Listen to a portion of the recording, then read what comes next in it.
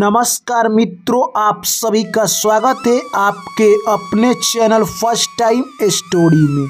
दोस्तों, आज की कहानी में हम लोग देखने वाले हैं कि एक स्त्री अपने पति को कब और क्यों धोखा देती है। आखिर वो कौन सा ऐसा समय आता है जब एक स्त्री अपने पति को धोखा दे देती है। अक्सर दोस्तों हम लोग स्त्री का तिरिया चरित्र नहीं समझ पाते हैं और जो स्त्री हमारे पास रहती है वही हमें एक दिन धोखा देकर चली जाती है और हमें पता भी नहीं चलता है। तो दोस्तों ये कहानी हमें यही संदेश देकर जाएगा, इसलिए आप सभी भाई एवं बहन से मेरी हाथ जोड़कर गुजारिश है कहानी को पूरा सुनना। चलिए दोस्तों कहानी को शुरू करते हैं। एक गांव में दोस्तों कहे तो एक राजा रहा करते थे जिनके राज्य में सभी लोग खुश थे। राजा के 4 लड़के थे।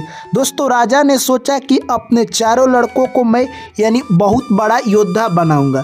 तभी उनके मन में ख्याल आता है कि मेरे 3 जो छोटे लड़के हैं वो बहुत बड़ा यानी कहे तो योद्धा बनने के लायक है, परंतु जो मेरा बड़ा लड़का है सिर्फ वो राजा बनने का हकदार है, परंतु उसमें राजा की कोई यानी कहे तो बुद्धि नहीं है। दोस्तों राजा अब बूढ़े होते चले जा रहे थे। उन्होंने सोचा कि मैं अपने बड़े लड़के को राजा बनाता हूं तो मेरा राजपाट चौपट हो जाएगा और नियम के तहत हमें बड़े लड़के को ही राजा बनाना होगा। तभी राजा ने एक तरकीब निकाली और अगले दिन कहते हैं कि तू मेरे राज्य से चले जा, दूसरे राज्य में जा और वहाँ पर कुछ कर दिखा, उसके बाद मैं तुम्हें राजा बनाऊंगा। तब तक तेरा छोटा भाई इस राज्य गद्दी को संभालेगा। दोस्तों यह बात सुनते ही राजकुमार को बहुत दुख लगता है और वो अपने मन में सोचने लगता है कि मेरे पिता मेरे खिलाफ है, अब मुझे इस राज्य को छोड़कर जाना चाहिए। यह बात दोस्तों कहे तो राजकुमार की पत्नी को पता चल जाता है और उसे चक्कर आ जाता है और वो गिर जाती है। राजकुमार अपने पत्नी के पास जाता है और कहता है कि हे प्रिय, तुम्हें ये क्या हो गया है। जैसे वो होश में आती है तो वो कहती है कि आप कहाँ जा रहे हैं इस राज्य को छोड़कर। तभी राजकुमार कहता है कि मैं बाहर जा रहा हूँ इस राज्य को छोड़कर। पिताजी मुझे कहते हैं कि तुम कुछ अच्छा कर दिखाओ, उसके बाद मैं तुम्हें राजा बनाऊंगा, यानी मैं फिलहाल अभी राजा बनने के योग्य नहीं हूँ। यह बात सुनते ही दोस्तों आपको बता दे यानी उसकी पत्नी को फिर चक्कर आने लगता है और कहती है कि मैं आपके साथ चलूँगी। तभी वो राजकुमार कहता है कि तुम इस महलों में रहकर रानी की तरह ज़िंदगी बिताओ, तुम मेरे साथ जाओगी शहर में तो वहाँ तुम्हें एक दासी की ज़िंदगी गुजारनी पड़ सकती है। दोस्तों यह बात सुनकर वो राजकुमारी कहती है कि हे प्रिय, मैं आपके बगैर यानी कहे तो इस महलों में कांटे की ज़िंदगी जीऊँगी, क्योंकि मुझे महलों में भी कांट जैसा ज़िंदगी लगेगा आपके बगैर। मैं आपके साथ यानी कहे तो शहरों में ज़िंदगी बिताने के लिए तैयार हूँ। यह बात सुनकर राजकुमार कहता है कि अपने पत्नी को लेकर चलना पड़ेगा और अगले दिन सुबह होते ही वो अपने प्रदेश को छोड़ देते हैं। दोनों दोस्तों यानी कहे तो चल देते हैं। रास्ते में बहुत बड़ा एक घना जंगल था जिस जंगल से उन दोनों को पार होकर जाना था। रास्ते में जैसे ही आगे बढ़ते हैं धूप खिली हुई थी और उन लोगों को प्यास लगती है। तभी यानी राजकुमार कहता है कि चलो हम लोग बैठकर कुछ पानी पी लेते हैं और कुछ खान पान भी कर लेते हैं। दोनों एक पेड़ के नीचे बैठ जाते हैं और खान पान करने लगते हैं और पानी पीकर वहीं पर आराम करने लगते हैं। इतने ही देर में दोनों की आंख लग जाती है और दोनों सो जाते हैं। तभी दोस्तों उस जंगल से एक सर्प आता है और राजकुमारी को डस लेता है। तभी राजकुमारी चिल्लाने लगती है। यह सब देखकर राजकुमार डर जाता है और सोचता है कि मेरी पत्नी को क्या हो गया, अब मैं इस जंगल में क्या करूं। वो कुछ कर भी नहीं पाता है और उसकी पत्नी की मौत उसके आंखों के सामने हो जाती है। इस तरह से दोस्तों राजकुमार अब जोर जोर से चिल्लाने लगता है और कहता है कि हे भगवान, आपने मेरे साथ क्या किया, मेरी पत्नी ही नहीं रही तो मैं अब जिंदा रहकर क्या करूंगा। जंगल में इतने जोर से चिल्लाने लगता है कि एक महात्मा जा रहे थे, उनकी ध्यान उसकी तरफ आई और वो महात्मा सीधे उस राजकुमार के पास आते हैं और कहते हैं कि हे बालक, तुम कौन हो और इस जंगल में इतना जोर से आखिर क्यों बिलख रहे हो। तभी वो राजकुमार कहता है कि मैं एक राजकुमार हूँ और मैं अपने पत्नी के वियोग में तरस रहा हूँ। तभी राजकुमार से वो महात्मा कहते हैं कि आखिर तुम्हारे साथ क्या हुआ है। तभी दोस्तों राजकुमार कहता है कि मेरे पिता ने मुझे राज्य से बाहर निकाल दिया, मैं अपने पत्नी के साथ शहर जा रहा था और हम लोग इस पेड़ के नीचे खाना खाने के लिए ठहरे हुए थे और हम लोग सो गए थे। तभी एक सर्प आता है और हमारे पत्नी को डस लेता है जिससे कि मेरी पत्नी की मृत्यु हो गई, अब मैं इस ज़िंदगी में जीना नहीं चाहता हूँ। तभी वो महात्मा कहते हैं कि इस धरती पर जो भी मनुष्य जीवन लिया है, जिसका जन्म हुआ है, उसका मरण होना है। यानी ये धरती का चक्र है, जीवन और मृत्यु। शरीर का मृत्यु होता है, प्राण का नहीं। प्राण फिर दूसरे जीव में चला जाता है, इसलिए तुम शोक मत करो। तभी वो राजकुमार कहता है कि नहीं, मुझे जीना नहीं है, मैं अपने पत्नी के साथ जाऊंगा। यह सब बात सुनकर महात्मा सोचते हैं कि इसको समझाना बहुत बड़ा मूर्ख होगा, क्योंकि इसे समझा पाना आसान काम नहीं है।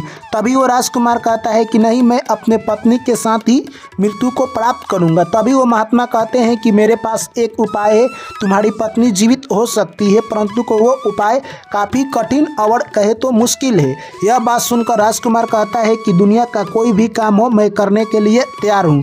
तभी महात्मा कहते हैं कि ये गंगाजल अपने हाथ में लो, और मैं तुम्हारे उम्र 80 वर्ष है, जिसमें तुम 40 वर्ष जी लिए हो, और 20 वर्ष तुम्हारे पत्नी को दे देता हूँ और 20 वर्ष तुम्हें छोड़ देता हूँ। इस तरह से तुम दोनों सेम दिन तक जियोगे। यह बात सुनकर राजकुमार कहता है कि ठीक है, और अपने हाथ में गंगाजल लेता है। उसके बाद महात्मा कहते हैं कि बोलो, मैं अपना उम्र 20 वर्ष अपने पत्नी को दे रहा हूँ। यह बात जैसे ही बोलने वाला था, तभी महात्मा कहते हैं कि इससे पहले एक सवाल है, वो सुन लो। इस बात को अगर तुम अपने पत्नी को बता देते हो, तब तुम अपने पत्नी से उम्र वापस कभी नहीं ले पाओगे। अगर गुप्त रखते हो, तब तुम इस उम्र को जब भी चाहोगे तो अपने पत्नी से वापस ले भी सकते हो। उसके बाद राजकुमार कहता है कि मैं अपने उम्र का 20 वर्ष अपने पत्नी को दे रहा हूँ। तैसे ही दोस्तों कहे तो राजकुमारी उठकर बैठ जाती है, और राजकुमारी से राजकुमार यह सब बात नहीं बताता है। कहता है कि तुम सो गई थी और मैं तुम्हारा इंतज़ार कर रहा था। इस तरह से दोस्तों वहाँ से दोनों उठते हैं और फिर आगे की तरफ रास्ते में निकल जाते हैं, और महात्मा वहाँ से अपने रास्ते में निकल जाते हैं। दोस्तों वो दोनों काफ़ी दूर चलने के बाद एक झोपड़ी दिखाई देती है। उस झोपड़ी के पास जाते हैं, और झोपड़ी के पास जैसे ही जाते हैं तो उन लोगों को फिर प्यास लगती है। तभी वो राजकुमार कहता है कि हमें पानी यहाँ पर कुआं दिखाई दे रहा है, पी लेना चाहिए। तभी राजकुमार कुआं के पास जाकर पानी पीकर आता है। राजकुमारी बैठी हुई थी उस झोपड़ी में, तभी देखती है कि वहाँ पर एक युवा लड़का बैठा हुआ है। उसे देखकर उसके ऊपर मोहित हो जाती है और कहती है कि यहाँ का कितना बढ़िया शांति वातावरण है। यह सब देखकर वो राजकुमार तब तक आ ही जाता है पानी पीकर। फिर वो राजकुमारी यानी कहे तो पानी पीने के लिए चली जाती है, और फिर पानी पीकर आती है। उसके बाद यानी कहे तो राजकुमार को नींद आ जाती है, क्योंकि वहाँ पर बहुत शांति वातावरण था। तभी राजकुमारी उस युवा से बातचीत करने लगती है। तभी वो यानी कहे तो युवा कहता है कि अगर आप भी चाहती है तो इस शांति का फ़ायदा उठा सकती है, आप मेरे साथ रह सकती है। दोस्तों यह बात सुनकर राजकुमारी समझ जाती है कि युवा का दिल मेरे ऊपर आ गया है, और युवा भी समझ जाता है कि इस राजकुमारी का दिल मेरे ऊपर आ गया है। इस तरह से तभी वो राजकुमारी कहती है कि मुझे क्या करना चाहिए। तभी वो युवा कहता है कि तुम अपने पति से पानी पीने का बहाना बनाओ, और जैसे ही वो पानी पीने जाएगा तुम उसे कुआं में ढकेल देना। वैसे ही करती है दोस्तों, और उसका पति उठकर पानी लाने के लिए जाता है, और उसके पीछे पीछे जाती है और अपने पति को कुआं में ढकेल देती है, और इधर आकर उस युवा के साथ दूसरे जगह चली जाती है। दोस्तों एक कहावत है, जब किसी को अगर भगवान बचाने वाले हों तो उसे दुनिया में कोई भी नहीं मार सकता है। जिस राजकुमार को वो ढकेल कर गई थी, उस कुआं में एक रस्सी था। उस रस्सी को पकड़कर राजकुमार बाहर आ जाता है, और कहे तो दूसरे राज्य में वो चला जाता है। उधर जो युवा राजकुमारी को लेकर गया था उसे नृत्य सिखा देता है, और दोनों नृत्य करने लगते हैं और बहुत सारा पैसा कमाते हैं और दिन पर दिन अमीर बन जाते हैं। दोस्तों इधर राजकुमार था जो कि दर दर की ठोकरें खाने लगा और भटकने लगा। तभी एक सेठ से मुलाकात होती है, और सेठ को यह राजकुमार काफ़ी अच्छा लगता है, और सेठ अपने काम पर रख लेते हैं। ये मुंशी का काम करने लगा, और सेठ का मुनाफा काफ़ी अच्छा होने लगा। इस तरह से एक दिन की बात है, सेठ अपने राज दरबार में राजा के यहाँ नृत्य देखने के लिए जा रहे थे। तभी सेठ कहते हैं कि अगर तुमको भी चलना है नृत्य देखने के लिए तो चलो।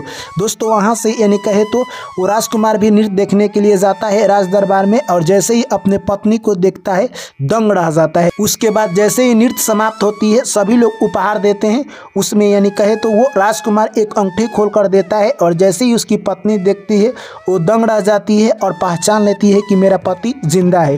तभी वो कहती है कि हे राजा साहब, इस राज दरबार में मेरा एक चोर है, आप उसको फांसी दे दीजिए। तभी राजा कहते हैं कि तुम्हारा चोर कौन है बताओ, मैं उसे इसी वक्त फांसी दे दूंगा। इस तरह से दोस्तों वो राजकुमारी अपने राजकुमार को बता देती है।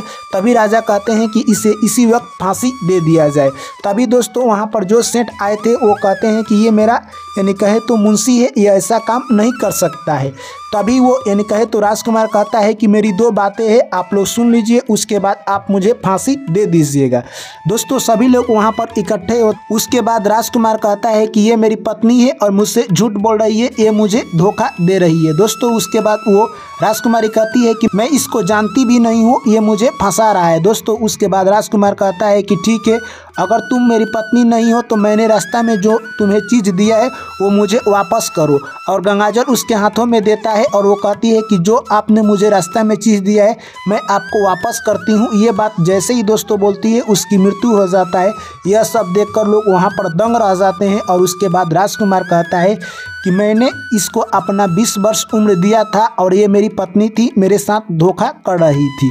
दोस्तों इस तरह से यानी कहे तो सभी लोग जान जाते हैं कि आखिर ये राजकुमार सही बोल रहा है।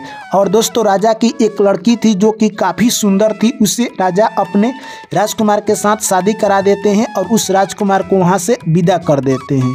तो दोस्तों ये कहानी यहीं पर संपन्न होती। दोस्तों आपको शुरू में ही हम बताए थे कि इस कहानी में आपको हम बताएंगे कि आखिर औरत कब धोखा देती है और क्यों देती है। जब भी दोस्तों किसी औरत को यानी कहे तो अपने पति से सुंदर अगर कोई पुरुष मिल जाता है तो वो औरत अपने पति को धोखा दे सकती है।